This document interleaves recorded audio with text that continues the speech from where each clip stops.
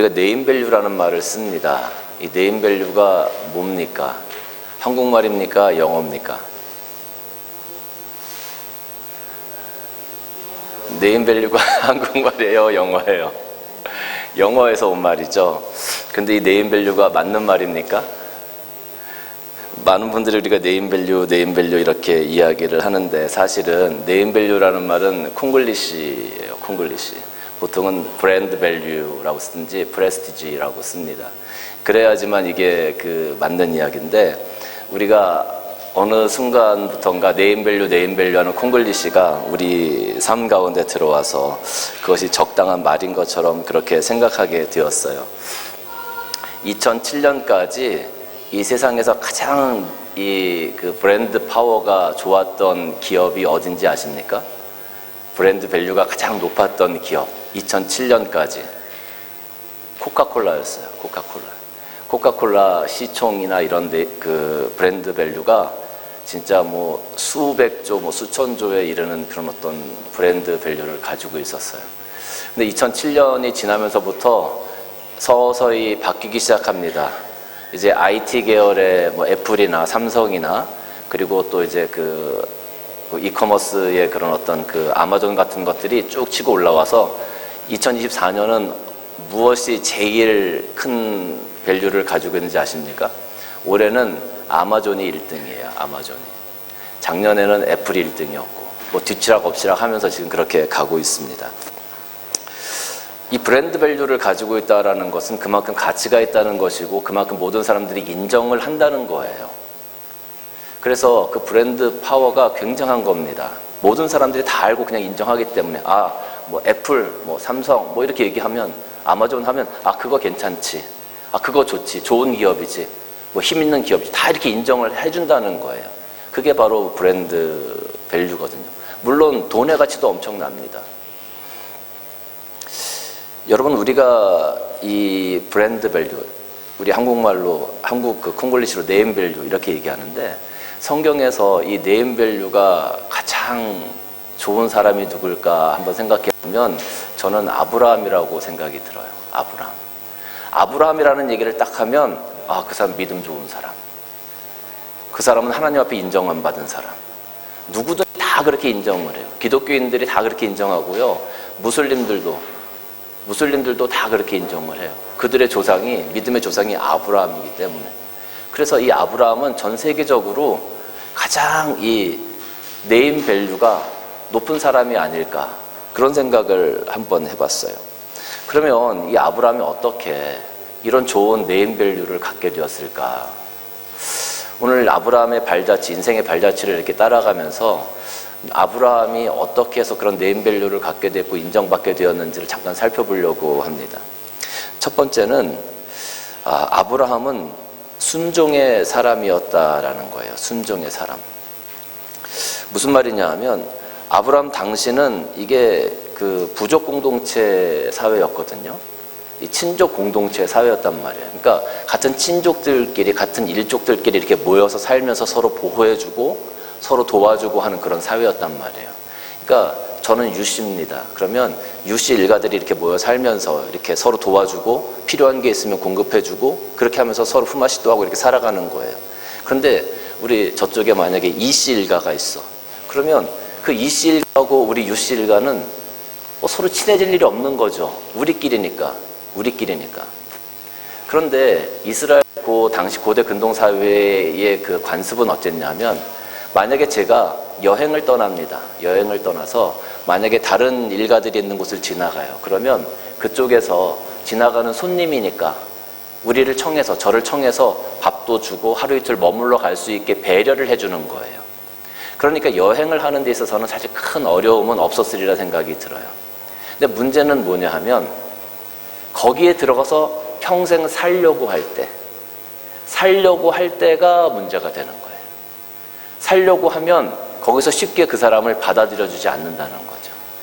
객으로 지나가는 것은 언제든지 환영이야. 그런데 우리 안에 들어와서 사는 것은 안 된다라는 거죠. 그게 일반적인 생각이었어요. 우리 요즘에 한국에 큰 문제가 되는 것 중에 하나가 귀농하는 건데, 귀농을 하거나 뭐 귀여를 하거나 뭐 이렇게 이렇게 농촌으로 이렇게 도시에 살던 사람들 은퇴해서 내려갑니다. 젊은 사람들 내려가죠. 그러면 제일 큰 문제가 뭐냐면 텃세라는 거예요. 시골 사람들의 텃세. 그러니까 처음에 외지 사람들이 그 마을에 들어오려면 마을 발전 기금을 내야 된대요. 그게 뭐 적게는 몇백만 원이고 뭐 많게는 1,000만 원까지 간다 그러더라고요. 그걸 내야 우리 마을에서 살 수 있는 기본적인 자격을 준다는 거예요. 그리고 그뿐만 아니라 뭐 마을에 무슨 행사가 있으면 항상 참여를 해야 되고, 물론 공동체 생활이니까 뭐 그렇게 할 수도 있겠지만 도시에서 살던 사람들이 농촌에 가서 그렇게 하고 싶겠습니까? 그게 잘 안 되는 거잖아요. 그러니까 그런데 잘 참여하지 않고 그러면 그때부터 갈등이 시작되는 거예요. 그러면서 나중에 보면 지하수도 끊어버리고 사람들이 왕따를 시키기 시작하고 농사 짓는 것도 방해를 하고 도와주지도 않고 길도 안 터주고 막 이런 일들이 생겨나게 되는 겁니다. 그러니까 참 힘들죠. 낯선 곳에 가서 정착해서 사는 것이. 만약에 외지에서 온 사람이 조금 잘 되어지고 조금 성공하고 하는 일들이 잘 되어지고 그러면 그 주변에 있는 사람들이 얼마나 시기 질투를 하는지 모른다는 거예요. 그러면서 굴러온 돌이 박힌 돌을 빼낸다는 둥 막 그러면서 오히려 그 사람들을 비난하고 말도 안 되는 이야기를 하고 하는 경우가 많이 있다라는 거예요. 이게 기본적인 텃세예요, 텃세. 여러분, 아브라함 같은 경우도 오늘 1절 말씀을 보면 하나님이 여호와께서 아브라함에게 이르시되 그랬어요. 하나님께서 아브라함에게 말씀하셨어요. 그래서 가라. 근데 아브라함이 몰랐을까요? 하나님께서 가라고 하시는데 그 길을 가면 내 길이 항상 순탄할 거라고 생각했을까요? 그 부족사회나 그 시족사회나 그 친족사회가 어떻다는 거 아브라함이 몰랐을까요? 만약에 어떤 사람이 도시에서 은퇴해서 시골에 가면 정말 모든 것들이 그 사람들이 나를 환영해주고 나를 환대해주고 나를 배려해주고 내가 거기서 잘 살 수 있을 거야 이렇게 행복회로만 돌리고 갔을까요? 아무런 각오도 없이? 아브라함은 분명히 알았을 겁니다. 이 길이 힘든 길이라는 것을, 어려운 길이라는 것을 알았을 겁니다. 아브라함이 제가 성경을 이렇게 보다 보니까 오늘 여기 12장 13절 말씀 보니까 아브라함이 어떻게 준비를 하고 갔냐 하면 원컨대 그대는 나의 누이라. 자기 와이프한테 하는 얘기예요. 사례한테. 원컨대 그대는 나의 누이라고 해라. 아내라고 하지 말고. 그러면 내가 그대로 말미암아 안전하고 내 목숨이 그대로 말미암아 보존되리라. 이게 무슨 말이에요? 내 아내인데 사례가 예쁜 거예요. 그러니까 내가 이 사람을 데리고 이 친척, 우리 식구를 데리고 그렇게 정착하려고 가면 그쪽 있는 사람들이 사례를 뺏기 위해서 나를 죽일 거다. 나를 죽일 거다. 그러니까 당신은 나를 남편이라고 하지 말고 내 누이라고 해라. 그러면 저들이 나를 죽이지 않을 거다. 이 이야기예요. 그러고 나서 바로가 이 아브라함이 이제 가나안 땅에 들어 살다 애굽으로 이동하는데 바로가 보니까 사라가 예쁜 거예요. 그 사라를 데리고 가요. 아브라함이 할 수 있는 게 아무것도 없었어요. 아브라함은 자기 목숨을 부지하기 위해서 이렇게 얘기할 수밖에 없었다는 거예요. 여러분, 이게 얼마나 큰 일입니까? 이게 얼마나 큰 고통이겠어요. 내가 사랑하는 내 아내를 다른 남자가 데리고 간다는 거. 근데 난 아무 말도 할 수가 없어. 이런 엄청난 고통, 고난의 길이 있을 거라고 아브라함이 생각 못 했을까요? 근데 이뿐만 아니고 20장 가서 보면 또 그래. 아브라함이 블레셋 땅에 가서 그 그랄 왕 아비멜렉이라는 사람을 만나게 되는데 그 아비멜렉한테도 사례를 자기 누이라고 그래요. 그러니까 그랄 왕이 사례를 또 데리고 가. 다행히 하나님께서 애굽 왕 바로와 그랄 왕에게 사례가 어떤 사람인지 알려주셔서 그들로 하여금 깨닫게 하시고 사례가 돌아왔어요. 근데 여러분, 이런 어려움과 고통이 없을 거라고 아브라함이 그냥 행복회로만 돌리면서 갔을까요? 아니요. 전 아브라함이 그걸 알았을 거라고 생각해요. 알았을 거라고. 근데 아브라함은 왜 이 선택을 할 수밖에 없었을까요? 여호와께서 아브라함에게 이르셨기 때문에, 여호와께서 아브라함에게 말씀하셨기 때문에, 여호와께서 아브라함에게 명령하셨기 때문에 아브라함이 그 길을 간 거예요. 우리가 생각하고 우리가 행동하는 이유가 무엇입니까? 오늘날 여러분은 무엇을 통해서 생각하고 무엇을 통해서 삶의 목적을 세우고 무엇을 통해서 여러분의 삶의 행동을 결정하십니까? 우리 그리스도인들은 하나님께서 말씀하시니까, 아브라함처럼 하나님께서 말씀하시니까, 하나님께서 우리에게 말씀하시니까, 전도하라고 말씀하시니까 우리가 전도해야 되는 거예요. 전도의 이유가 거기 있는 거예요. 하나님께서 말씀하시니까. 우리가 이 땅에서 세상의 증인으로 살아가야 되는 이유가, 하나님의 증인으로 살아가야 되는 이유가 하나님께서 우리에게 증인으로 살아가라고 말씀하셨으니까. 우리가 이 땅에서 말씀을 사모해야 되는 이유가 하나님께서 우리에게 말씀을 사모하라고 하셨으니까, 우리에게 그렇게 말씀하셨으니까. 우리가 기도해야 되는 이유가 하나님께서 우리에게 기도하라고 말씀하셨으니까. 우리가 이 땅에서 성령을 사모해야 되는 이유가 하나님께서 우리에게 성령을 받으라고 말씀하셨으니까. 우리가 하나님 말씀에 순종하는 이유가 하나님께서 우리에게 순종하라고 말씀하셨으니까.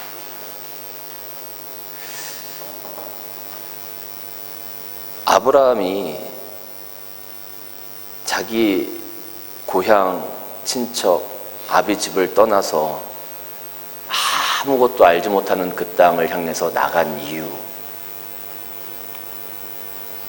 고난이 있을 거라고 생각하고 어렵다는 걸 생각하고, 처음에 말씀드렸잖아요. 객으로 지나가는 거는 괜찮아. 그런데 그 안에 들어가서 살려고 하면 그 엄청난 텃세를 견뎌내야 되는 거예요. 그럼에도 불구하고 아브라함이 그 길을 떠난 이유, 하나님께서 말씀하셨으니까. 그래서 순종한 거예요. 그래서 그 길을 시작하는 거예요. 사랑하는 성도 여러분, 저는 여러분들이 어떤 생각을 하시든지 간에, 무엇을 바라보시든지 간에, 또 무엇을 원하고 행동하시든지 간에 하나님께서 여러분들에게 말씀하신 대로 하셨으면 좋겠어요. 그 길이 순탄하지 않을 수도 있지만, 어려울 수도 있지만, 세상에 텃세가 있을 수도 있지만, 그래도 하나님이 말씀하셨으니까 순종하는 여러분들이 다 되어주시길 주님의 이름으로 간절히 축원합니다. 힘들어요. 많이 울어야 될 거예요. 아브라함이 자기 아내를 빼앗기면서 얼마나 많이 눈물 흘렸겠어요. 얼마나 많이 아팠겠어요. 얼마나 힘들었겠어요. 그런데 하나님이 말씀하셨기 때문에 그 말씀에 순종하려고 한 걸음 한 걸음 나아간 겁니다. 그래서 아브라함의 믿음이 위대한 믿음이 된 거예요. 둘째는 욕심의 내려놓음입니다.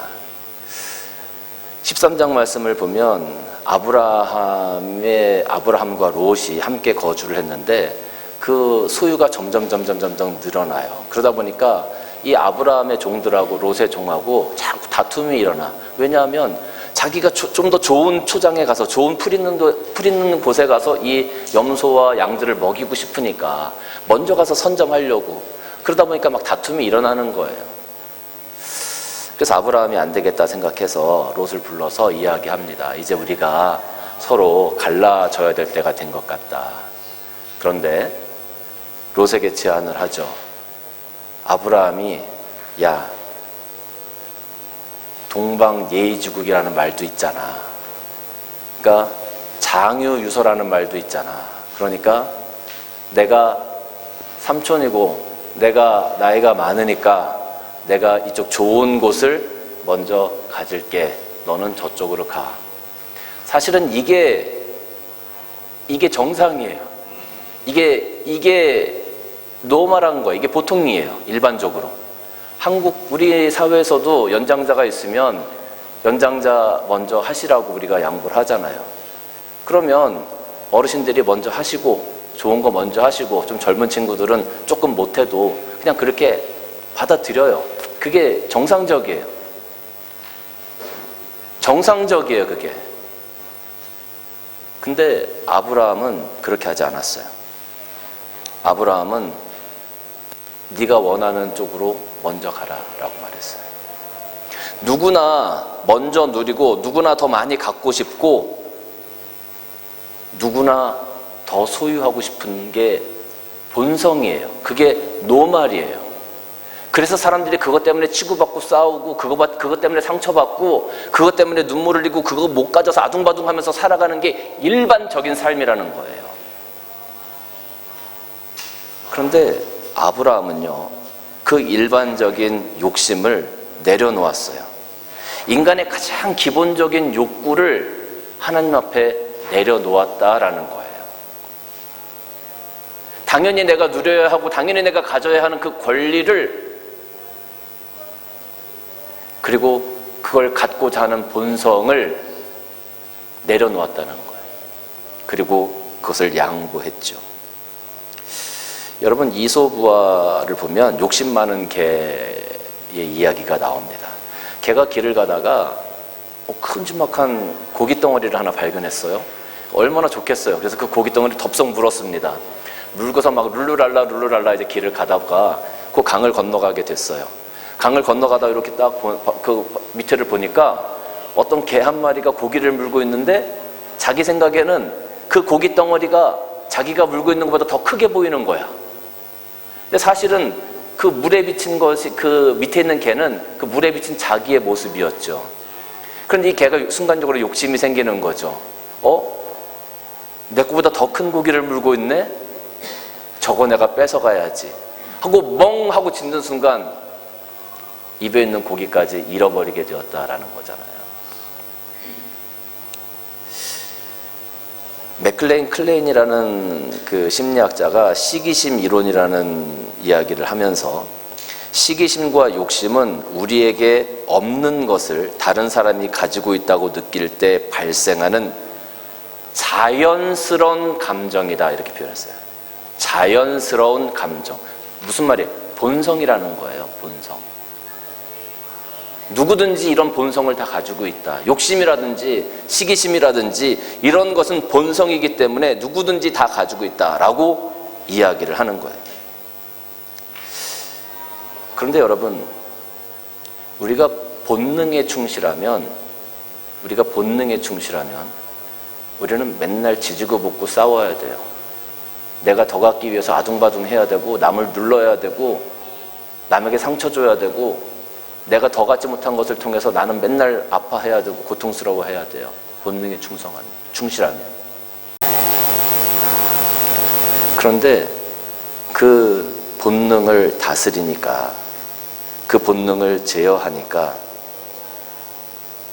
그래서 아브라함은 그 본능을 예수 그리스도의 십자가 앞에 내려놓고, 그 본능을 예수 그리스도의 십자가 앞에 내려놓고 그것을 십자가에 못 박음으로 말미암아 하나님 앞에서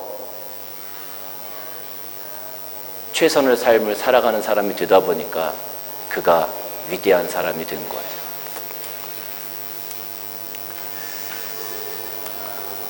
갈라디아서 2장 20절 말씀 보면 내가 그리스도와 함께 십자가에 못 박혔나니 그런즉 이제는 내가 산 것이 아니요 오직 내 안에 그리스도께서 사시는 것이라.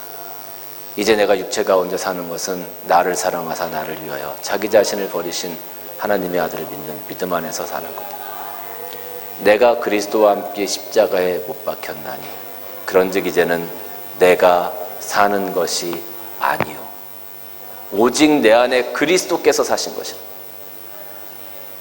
본능에 충실한 사람은 내가 그리스도와 함께 십자가에 못 박힐 수가 없어요.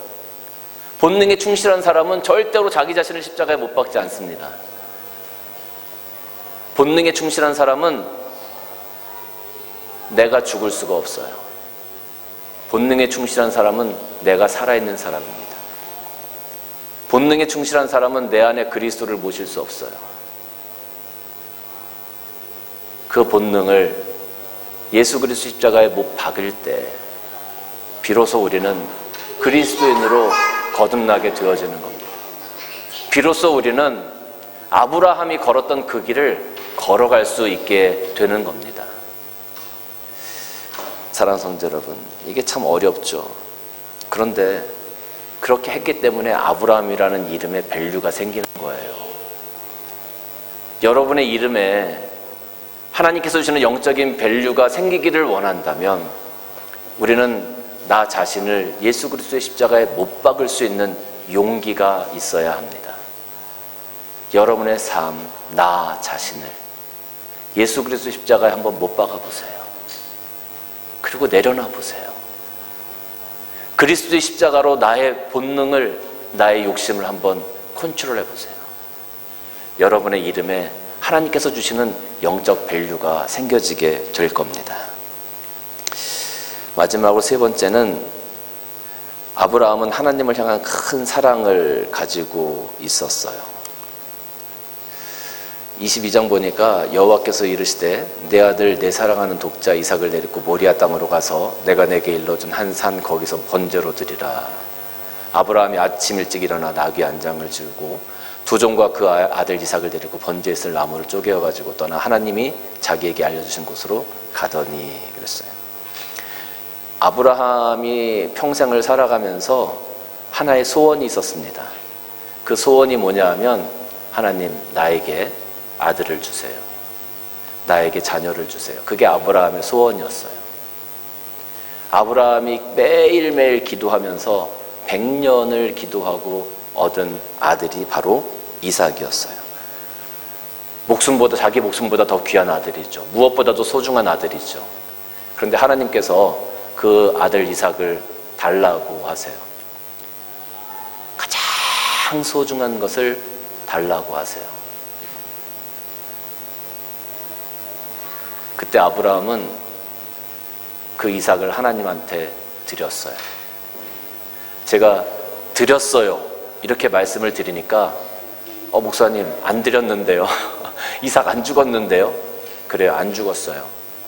그런데 아브라함의 마음은 하나님께 드린 거예요. 올라가서 제단을 쌓고 이삭을 죽이기 위해서 칼을 들었어요. 하나님께서 급하게 말리셨어요. 이삭이 죽지 않았지만 아브라함의 마음은 이미 드렸어요.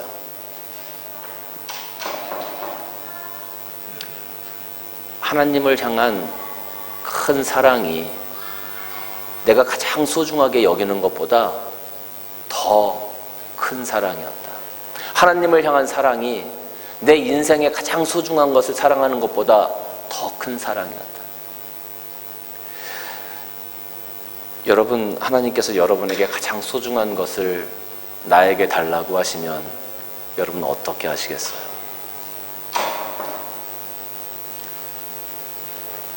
너에게 가장 소중한 것을 나에게 달라고 하시면 여러분 어떻게 하시겠어요? 여러분의 시간을 달라고 하시고, 여러분의 물질을 사용하라 하시고, 여러분의 눈물을 하나님께서 원하시고, 여러분의 기도하는 시간을 원하시고, 여러분이 이 땅에서 정직하게 살아가는 것을 원하시고, 여러분이 이 땅에서 거룩하게 살아가는 것을 원하시고, 그리고 그거를 하나님께서 나에게 달라고, 내가 너한테 원하는 삶이 그거라고 말씀하신다면 여러분 어떻게 하시겠어요? 그런 삶의 모습, 신앙의 모습을 하나님께 드리실 수 있겠어요? 그걸 드릴 수 있는 사랑이 우리 안에 있어야 돼요. 내 마음 가운데 하나님, 내가 하나님 사랑합니다.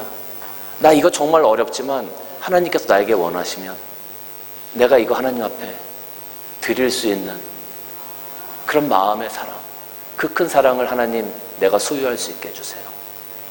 여러분 그렇게 기도하면서 하루하루를 살아가야 되는 거예요. 이거 안 되면 우리가 그리스도인의 자격이 없어요. 이거 안 되면 우리는 우리 이름의 영적 밸류를 갖기가 어려워요. 아브라함은 그런 모습으로 하나님 앞에 나아갔어요. 하나님께서 여러분, 하나님한테 가장 소중한, 하나님 앞에 가장 소중한 독생자 아들 예수 그리스도가 있었어요. 하나님이 그 독생자 아들 예수 그리스도를 얼마나 사랑하셨을까요? 근데 그 아들 예수 그리스도를 우리에게 내어주셨어요. 왜? 왜 내어주셨을까요? 우리 때문에 십자가에 달려 돌아가시게 하셨어요. 왜? 우리를 더 사랑하셔서. 우리를 향한 사랑이 그렇게 크고, 우리를 향한 그 사랑이 아들 예수 그리스도까지 십자가에 내어줄 정도로, 우리 죄를 대신 감당하게 할 정도로 우리를 향한 사랑이 너무 커서, 아브라함이 아들 이삭을 하나님 앞에 드리려고 했었던 그 하나님을 향한 큰 사랑처럼 하나님 역시 우리를 향한 그런 큰 사랑을 가지고, 아브라함의 아들 이삭은 살았지만 하나님의 아들 예수 그리스도는 십자가에 달려 돌아가셨어요. 왜? 하나님께서 우리를 너무 사랑하셨어요. 이제 우리 차례예요.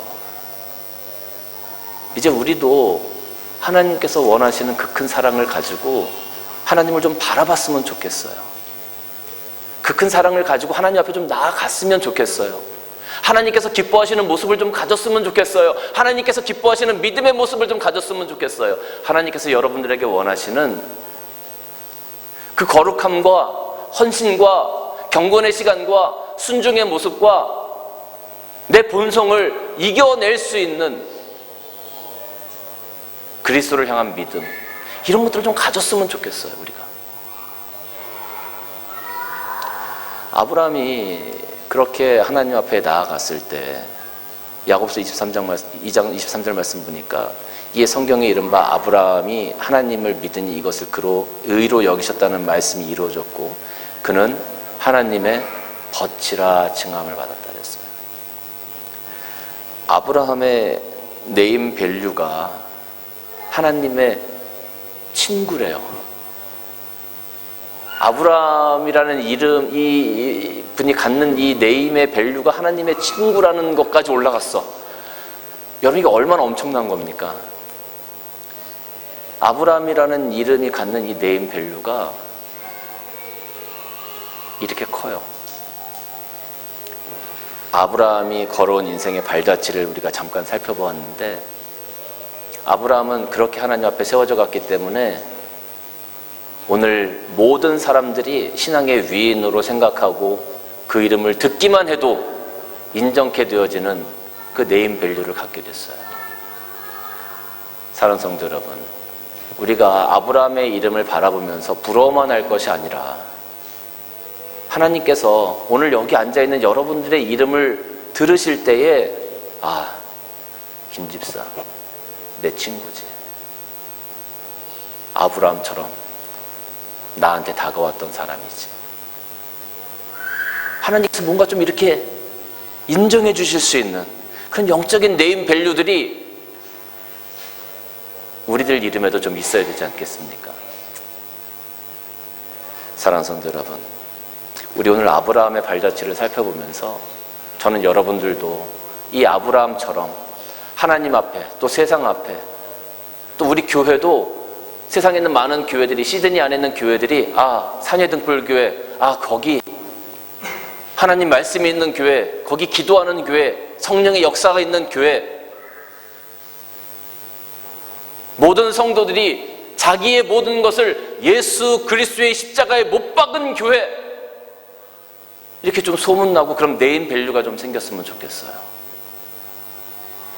오늘 우리가 걸어가고 있는 모든 길들이 하나님 앞에 인정받는 그런 시간들이 되었으면 좋겠어요. 사랑하는 성도 여러분, 우리 그것을 위해서 기도합시다.